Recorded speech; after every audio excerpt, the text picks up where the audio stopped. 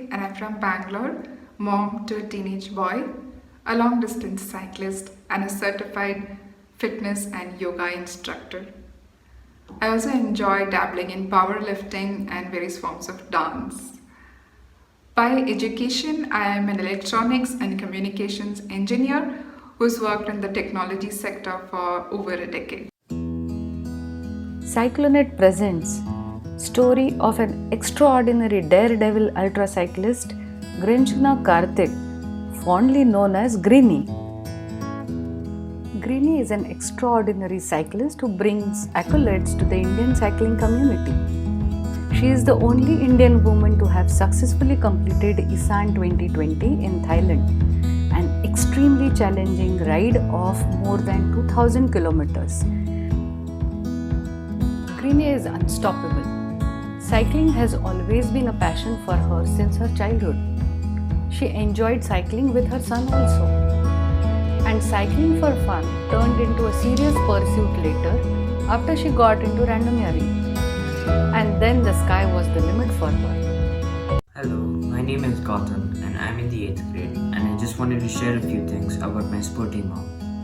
Ever since I was little, I've always seen her engaged in some sort of activity and she would always encourage me to do the same. I picked up a few and did great as well. For example, I've made it to the black belt at the age of 10 and I've played football internationally at the age of 11. In the last couple of years, I've seen her do cycling more than her other usual activities. As a family, we've also gone cycling a few times and that was also fun. My mom has participated in many cycling events and she has completed many. The one that I'm particularly proud of is when she finished the ISAN 2020 kilometer race in Thailand, which is this year. She also rode from Kutch to Kamrup in Assam, covering the breadth of India and riding more than 3,000 kilometers, which is really impressive. My mom has also told me that she always likes to ride in the night to mainly overcome her fears. I'm very proud of the fact that she decides to challenge herself and she pushes her physical and her mental limits. I'm proud of her and I want her to keep riding and I want her to keep enjoying herself. Thank you. For Greeny, every challenge along the way is an opportunity. Her randomneering journey began with a tough 200 km BRM in Bangalore. She could not finish it in time then, but then she continued with a tougher 600 BRM, completing it successfully. The second ride gave her the confidence to believe that anything was possible and then there was no turning back. Hi, Greeny. Thank you so much for accepting my invitation, and I'm really happy to have you with us today. And I'm very honored to be in this call, especially with another fellow ultra cyclist interviewing. Thank you so much. You are into powerlifting, you are into yoga. You were into running also before you got into cycling. So, how has been your journey as a sports person? Yeah, so my cycling journey started as a child. I used to explore places just for fun.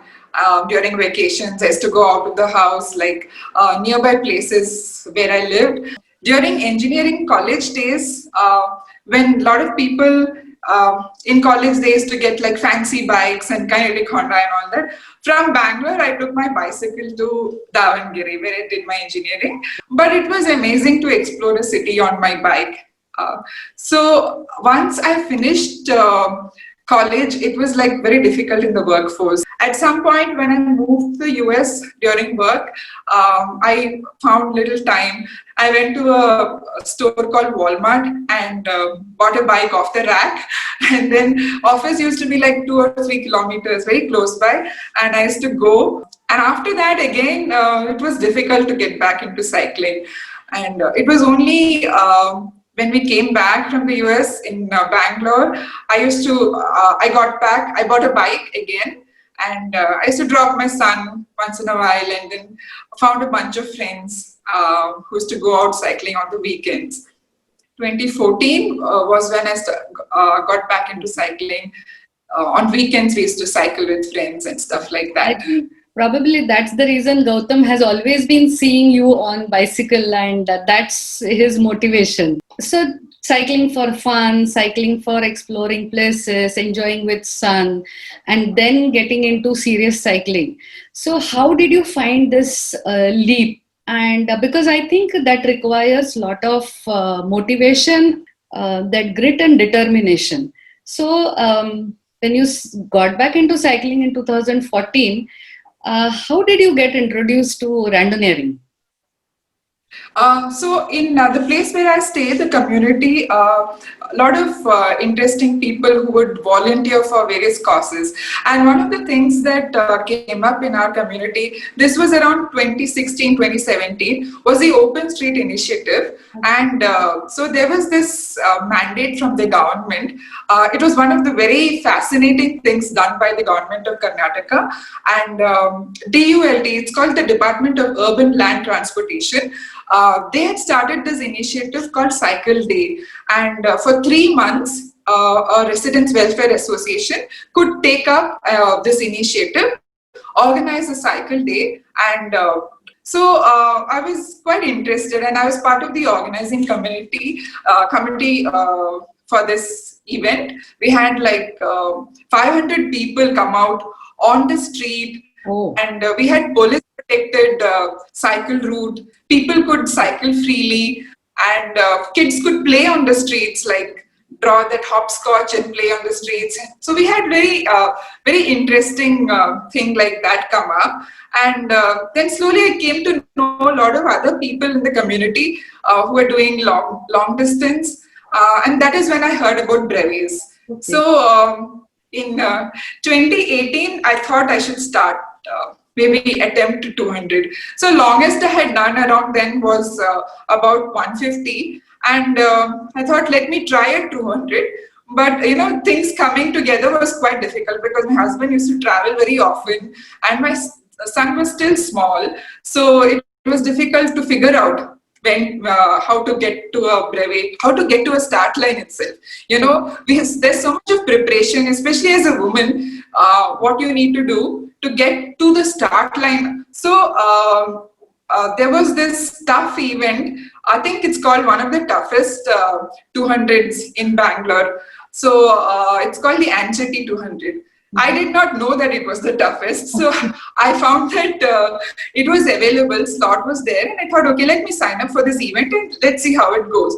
So the moment I said that I'm going to register for this, a few friends whom I knew in the cycling community at that time, they said it's very tough. And so it was like, and I'm not the kind of person who gets weighed down by other people's expectations or whether it should be successful. I was like, okay, let's see how it goes. If it happens, it's fine. Otherwise, you know, I learned from the experience. So I signed up, and then I got to the start line, and I was like very happy to see like such a huge crowd of people doing a 200. I thought that they were all like superhuman. There were a couple of women also. I think 2-3 women were also there in that start line. So when I finished this, I actually finished it late. It was I think I took 15 hours, 1.5 hours extra to finish this, but it was very exhilarating. And I thought, instead of getting demotivated that it was not a full proper finish, I was like waiting for the next event. I was thinking, when can I sign up again? So, and people thought it was a little crazy because I didn't seem like someone who would actually finish it, you know. So that is how the first one was, unsuccessful 200, Okay. but yeah, it felt good anyway. Yeah, probably that was your best motivation. And then you were branded as a crazy woman who just got Yeah. into next adventure. I think immediately you finished 600 also. So from 200 to Yeah. 600. 600. Yeah, so that was again not a planned 600. The thing was, my son plays football, like league level football. Oh. And he was going to play his first international match when they opened up the next season. And in between that, from June to November, I had fallen sick. So, and it took me like 4 to 5 months to recover from that. So as soon as a ride opened up in the new season, I was very excited to start. And I was looking for a 200K. But they had this SR series, 5-day SR series. So they started from 600, 400, 300, 200. So, and after the 600, I was going to travel with my family to Singapore. So I was thinking like, I don't have an option to do 200. There was only 600 available. So in my mind, I was thinking, okay, I will sign up for 600. If anything that I can do about 200 kilometers is a win for me. So if I did 300, that would have been the biggest distance, longest distance I had done. So in my eyes, I was like, okay, that's fine. For me, it is a great thing. But others may look at it differently. So, but I never get bogged down by such expectations of people. And it was indeed a very interesting and tough ride. You know, that 600 was called the Ranebennur 600, and it was to Davangere and beyond, a place called Ranebennur. So the first, it went on quite smoothly, and through the night, I did not feel sleepy. I was super excited to ride, and the way it panned out, I was not. I was not tired, I was not drained out, I was just happy to ride. So when I finished this ride in time, successfully, I was thinking like, okay, this is amazing. Now I can do anything. So that feeling sort of made me feel confident that, I can try out other rides and maybe an SR is possible. Mm-hmm. So every weekend, I used to look for a ride in South India where I could drive down, So I used to take the car, I used to drive down, and somehow or the other there were some interested kindred spirits who would be interested to ride with me. And so I found people to ride 200 in Madurai, 300 in Chennai, and 400 in Hyderabad. So within 1 month I finished my first SR. Week after week, driving to different places and completing this SR. So practically every weekend you were cycling. What an astonishing randonneering journey. Greeny is a confident and a daredevil rider. She completed her first SR in just 1 month. Her next goal was Paris-Brest-Paris in 2019, and she completed her second SR before leaving for Paris. So you started with your randonneering and one SR after the other. So what does BRM mean to you? So for me, BRM is any ultra distance. I think it means kind of unwinding and mentally being in a very elevated state. So before cycling, I was into running. And again, over there, I found that long distance was my thing. So I used to run like half marathons every weekend before getting into cycling. So every Sunday used to be a half marathon thing for me. So I've competed in many runs. My first full marathon was back in 2010, when I lived in Philadelphia. So then after coming back, I did ultra distance running. So I did 2 ultra marathons in Bangalore, 50-kilometer distance. So it's like after some time when you're doing rhythmic movement, I think it's not just running or cycling. Anywhere when you get into a long duration of a particular activity, it becomes like a kind of a meditation. Your mind gets into an elevated state, and then somewhere in that period, things become very clear. I don't know how, but things become clearer, and a lot of things get into focus. So for me, I think warm up also happens only like it takes 100 kilometers for me to warm up. So BRM is perfect for me. So probably that's the reason you started looking out for more and more challenges. And while we are talking today about your ultra cycling, you must have already got back in time. And because last year during this time, you were in Paris for PBP, Paris-Brest-Paris. So how did you think of PBP? How did you get to know about it? Of course, for a person like you, you are always on lookout for some or the other challenge. So how was your preparation for PBP, and what was your experience there? Yeah, so PVP, for the first time when I heard about PVP was in May 2019, and people prepare for PVP for 4 years because it's like the Olympics of cycling, once in 4 years, right? So I heard about PVP in May during one of those long distance BRMs that I attended in other state. I think it was in Hyderabad. I got to hear about it, and I was thinking, okay, this sounds fascinating. And the qualification was one SR. So I was thinking, okay, I'm going to complete my second SR here. So why not give it a shot? And the thing with me is I know that opportunities and the time, there is a particular way things happen in life. Opportunities don't come repeatedly, and you're not in the time and space to grab that opportunity at any time, just like that. So when things fall into place, I was taught that you should take that opportunity, take it up, when it comes to you. And things will fall in place, however you can prepare for it, you should give it a shot. So that is how I was raised. So I thought, okay, I heard about it in May. The event was in August 2019. I registered in June, and the tickets were super expensive, and somehow things fell through, and fell in place. And I thought, okay, let me start little more intensive training for PVP. Though I had attempted a 1,000-kilometer ride in Trichy, which was like super hot for me. Trichy to Kanyakumari is like the hottest.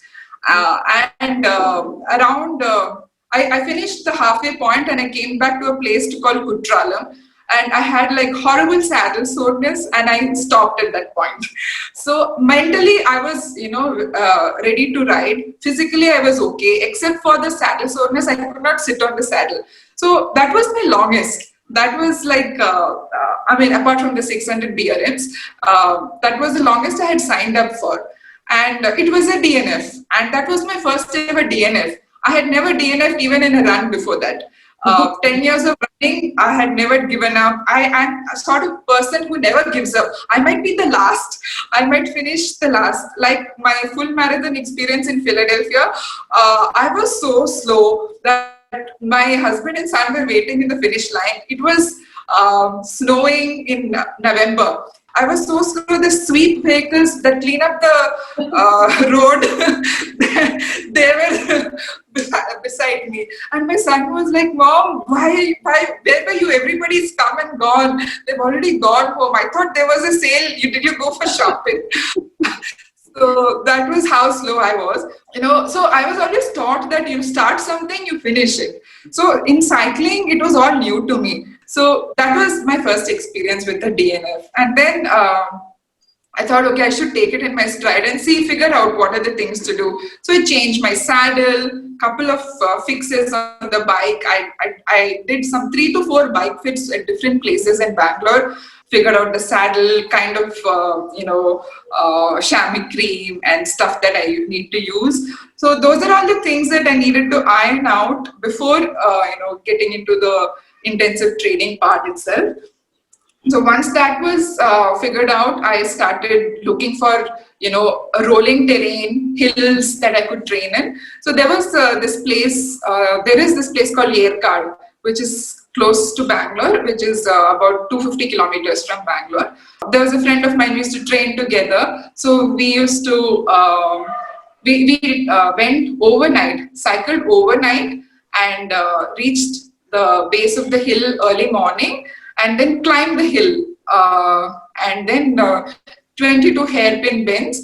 So that was the kind of thing that I thought we need, training that we needed, so try and get some more hills, address the rolling terrain that we just tried to simulate what would come up there.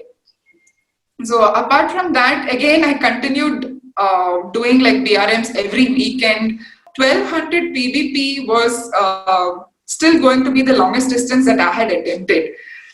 So going like that into the preparation, I felt like, all right, may not be completely prepared, but given like 2-3 months, ahead only I came to know about this event.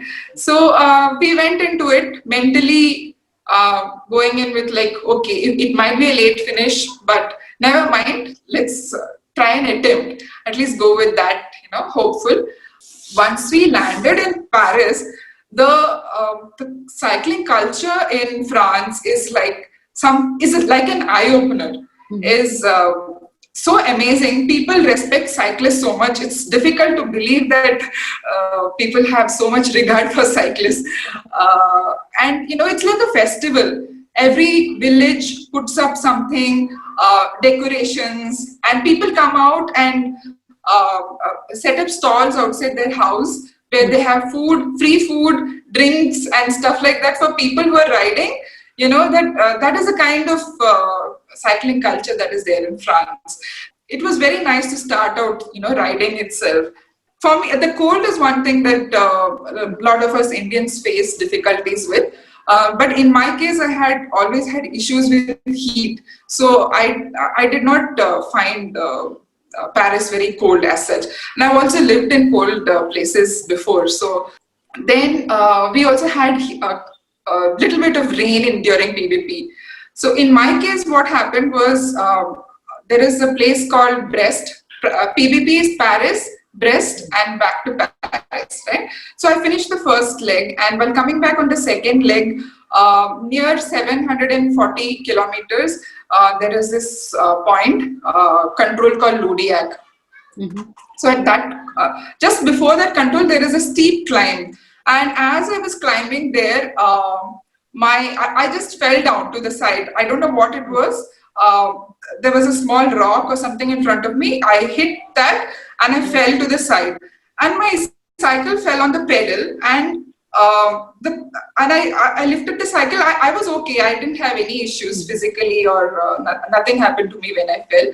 I picked up the bike and I saw the pedal was like limp, it was just, and I realized like something is wrong and it was not going forward. The crank was in two pieces. So, that was the end of my ride. I thought I could fix it somehow, find a mechanic, and maybe find a spare bike from somebody who was not going to ride further. Tried everything. They were very helpful, the officials at PBP, the control. Somehow I managed to get to the control, and they took me to the next control to figure out if there is a mechanic there. So I was already late, so the control was shutting down and the mechanic had gone home. All that, but nothing worked out. And so that was the end of the journey. But even though I did not complete it, I have this treasure of memories, and some of my friends were able to complete it. I'm so proud of them, and I feel so happy that we trained together and they could complete it. So yeah, so that was in short how it went. But that moment must have been so. For at least some time, it must have been so disappointing, because you trained so much, but it's all about getting over that feeling and then taking up the next challenge. And like you said, I have been interacting with women from India who were part of PBP 2019, and every story is an amazing story. It's an amazing motivational success story. And it's all about riding together, being there as an Indian contingent. And that must have been a really amazing feeling for you. After coming back from PBP, what was your feeling as regards performance of Indian cyclists on international level? How do you look at the performance of Indian cyclists? I think there is a lot of talent in India. I think and not just raw talent. There is a lot of exceptional talent in India. It is my personal belief that where we are lagging is exposure to international events and kind of training that is required to get to that kind of success levels at international events. So it will take some time, in my view, maybe a couple of years down the line, maybe 5 years or 10 years down the line, you will find top class Indian cyclists finishing at par with international cyclists. But it will take a little time, because we are still evolving. As a nation, we are evolving as cyclists. So there is a lot of learning. So in my case, it was my first exposure to an international event, PBP, and I came to know about it like 3-4 months before the event. And I'm sure a lot of other people relate to that. Not many people knew about it and had the time to prepare for it. So I think there is absolutely nothing lacking within the Indian community, women or men.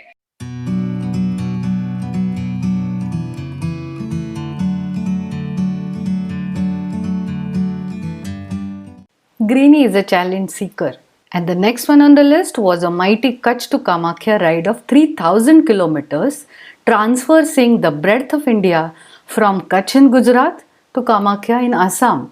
So once I completed PVP, after coming back, so during PVP, I had met a lot of riders from across India. And I came to know about different kinds of rides that are taking place in India. And one of the riders, I had met him before going to PVP also. He was one of the organizers of Madras Randonneurs. So he introduced me to K2K2, which is Kutch in Gujarat to Kamakhya in Assam. The entire breadth, it was spanning the breadth of India. From west to east. So I thought this is another excellent opportunity, and it kind of fell in my lap. So that is how I was introduced to K2K. So the group that had done K2K2, they called it as part 2 because they had done Kashmir to Kanyakumari as the part 1. It was sponsored by a group called Lions Club.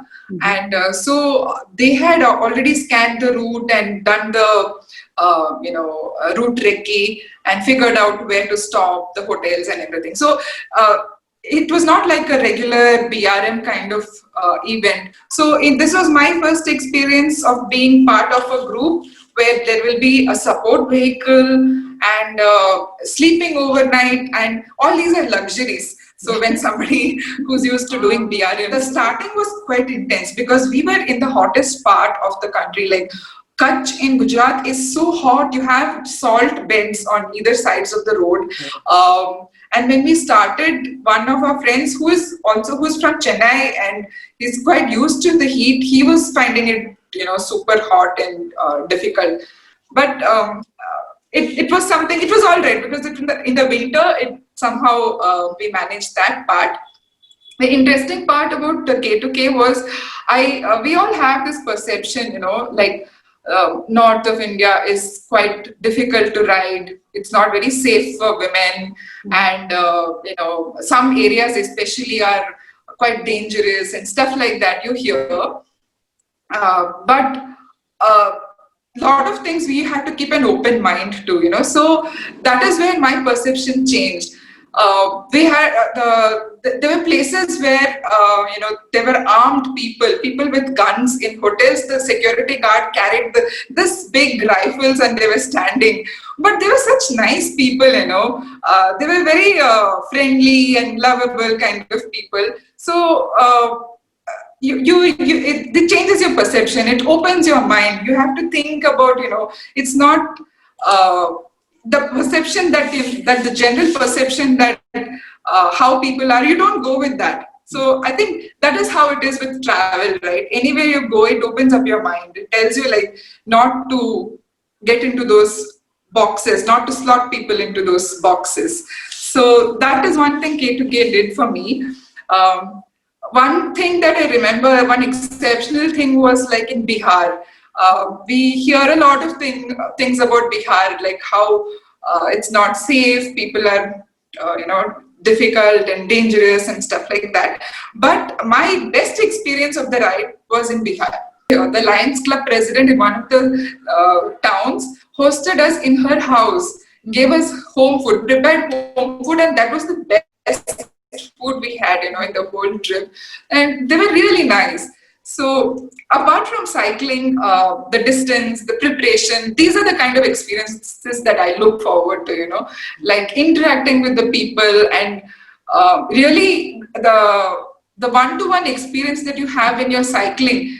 when you stop at a small shop and you eat the local food in Assam, and that is the kind of thing that I enjoy with cycling. You cannot get this when you get off the car and go to a fancy hotel. You get the same kind of food everywhere. But in cycling, you experience, you're at level, you can feel everything one. Yeah. That's great. And I think feather in your cap was ISAN 2020. So when I read about this 2020, I was zapped. So riding continuously for more than 2000 kilometers. For you, it's going every time 1000 kilometers more and more. I'm really very happy to tell our viewers that Greeny is the only Indian woman who participated, who successfully completed ISAN 2020. So that's really very, very proud thing for all of us. Some experiences of this amazing ride, ISAN. Yeah, so I got to hear about ISAN during PVP. So there were stalls, booths set up by different ride, organizers at PVP. So LEL, there were some Italian rides, and then ISAN was one of them. So I was thinking ISAN, Thailand is a very interesting place because the food is very good. So that was one of the main reasons. It was very inviting to go to ISAN, Thailand.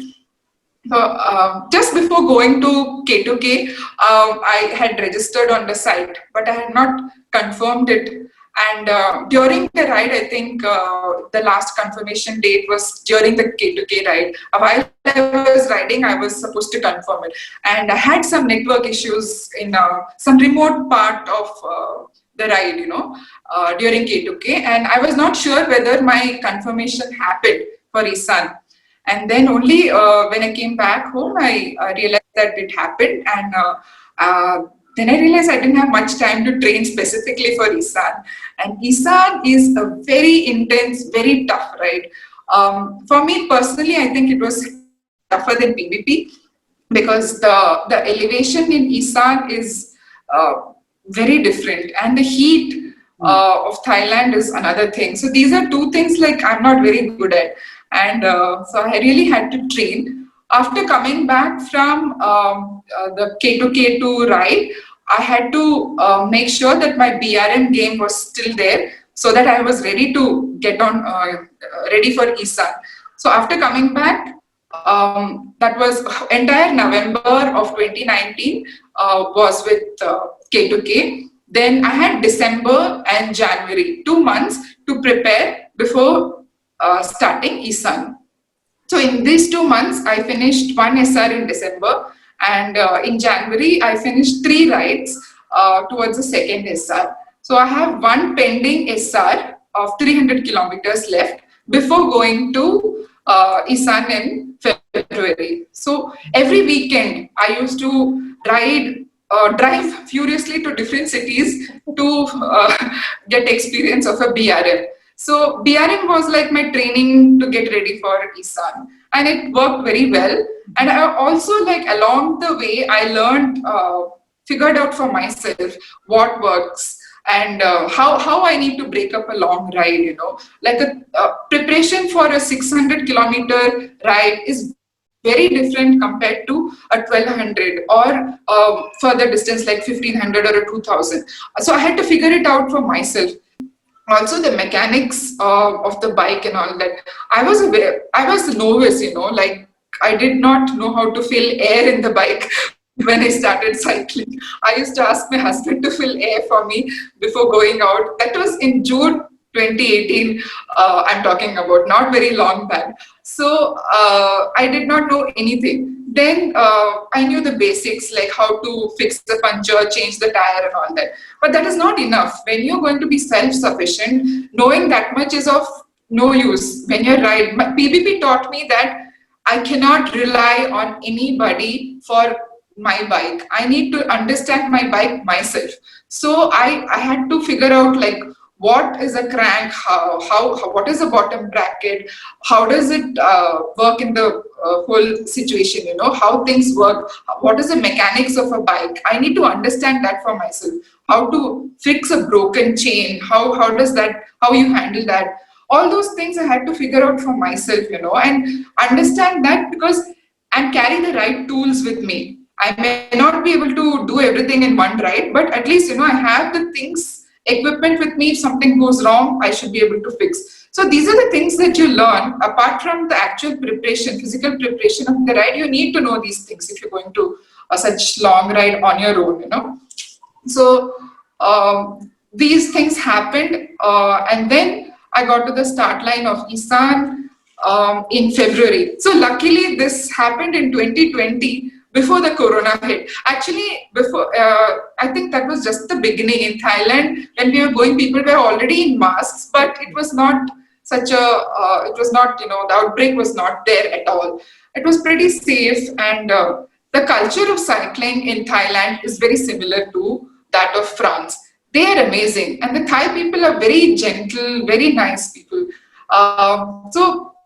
It was like a shock for me when we landed in Thailand, and the organizers had arranged for other Isan riders to pick us up from the airport. Oh. So it was not somebody like a taxi coming to pick us up. It was another fellow rider.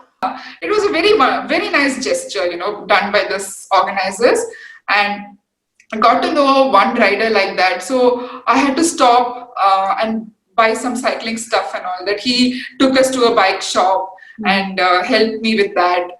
And then at the start line, I already had a friend and a very nice person. So it was very nice to start off like that.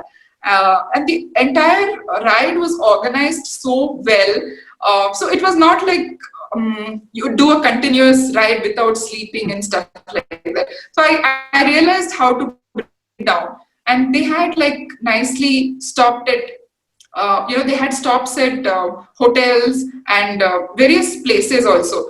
There was some intense climbing that happened. Where I'm not ashamed to say that I had to get off and push the bike. So it was like 16-degree gradient and stuff like that. I'd say that overall, this was like an eye-opener again, riding in a foreign country.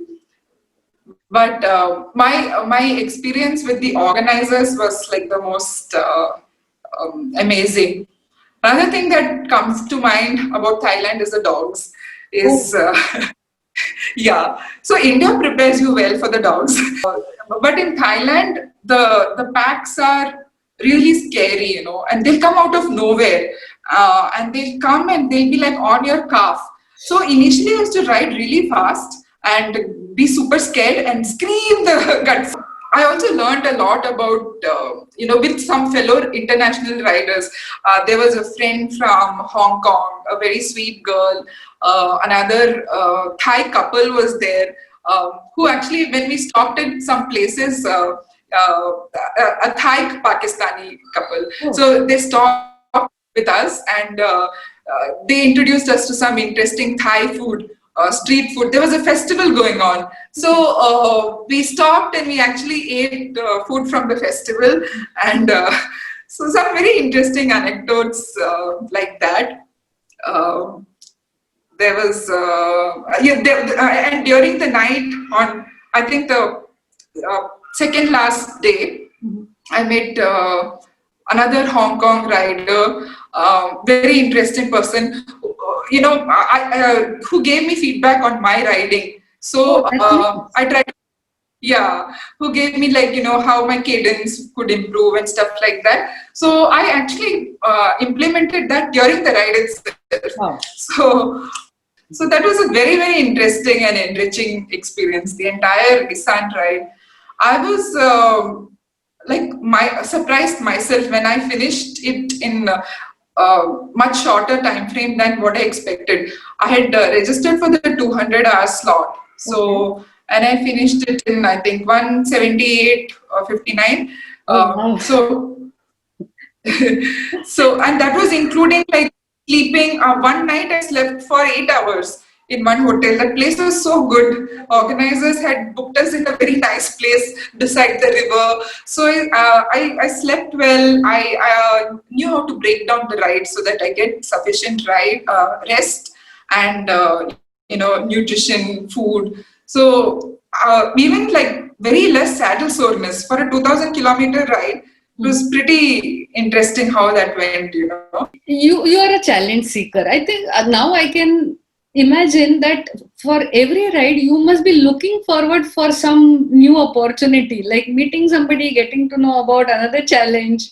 So even if there was lockdown, I believe you made the most of that opportunity.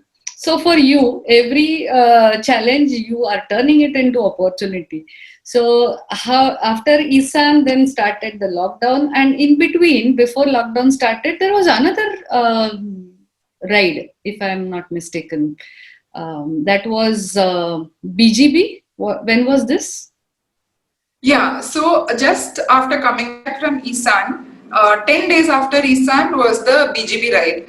So, after after any ride that is so intense, you feel like, and you successfully complete that, you feel that, okay, you can take on anything in the world. So in that euphoric moment, I was like, I will do this BGB 1200-kilometer ride as well. And I had self-doubt towards the beginning of Isan, before going for Isan. But after coming from Isan, I was like, yes, I finished Isan, now this I should do. It's like on that high. At least, I should give it a try, because BGB is supposed to be a very intense and tough, one of the toughest rides organized by Bangalore Randonneurs. So, and I am looking to constantly improve my riding capability by taking on tough rides. I may or may not be able to complete that. I'm not very particular about completion or timing and stuff like that. But I wanted to have the experience so that I get to prepare for future rides. So with that mindset, I was like, okay, let me sign up for this and see how it goes. Because this was from Bangalore to Goa and back. A late finish. I finished late, and ultimately it got done. That was the thing. And you have never bothered about whether it is late finish. You are amazing. So while I was listening to you, it was really like I'm just turning pages of a storybook, and story is unfolding in front of me, and this is amazing. So I think you utilized lockdown also thoroughly. You did virtual Tour de France. So Yes. that's Yeah. that's amazing. That's amazing. So Yeah. So I think it gave me an opportunity during lockdown to do structured training. So I used to always look at volume-based training before. Do lot more of heavy, long rides. This gave me time to sit down and think, focus about what is the kind of riding that I wanted to do. What are my weak areas in riding? How to focus and improve those. So hopefully during the last 3-4 months, there was some improvement in those areas. yes, and what an amazing support you have from your family, from your fellow riders. I think Bangalore Randonneurs is a very vibrant group of amazing riders.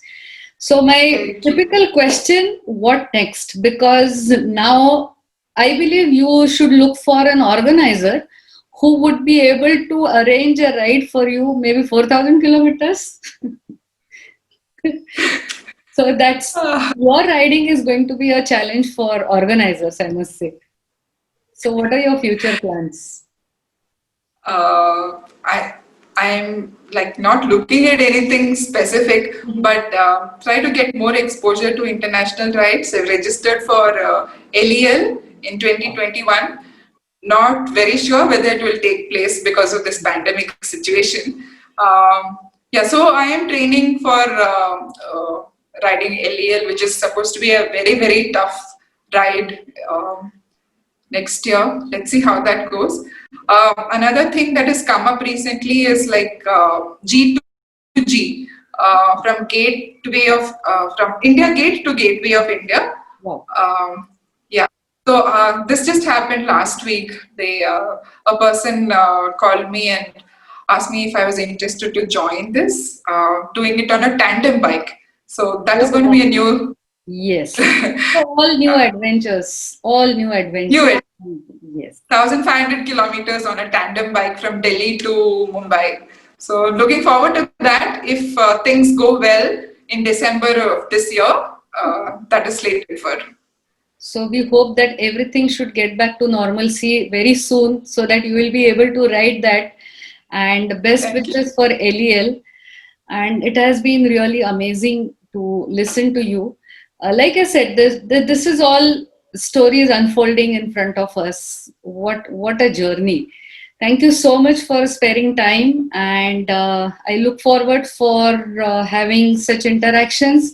And like you said, LEL is just coming up next year. In the meanwhile, also, we will get to interact more and more. Thank you very much. Thanks. Thank you so much, Maitli. Thanks for having me. Thank you.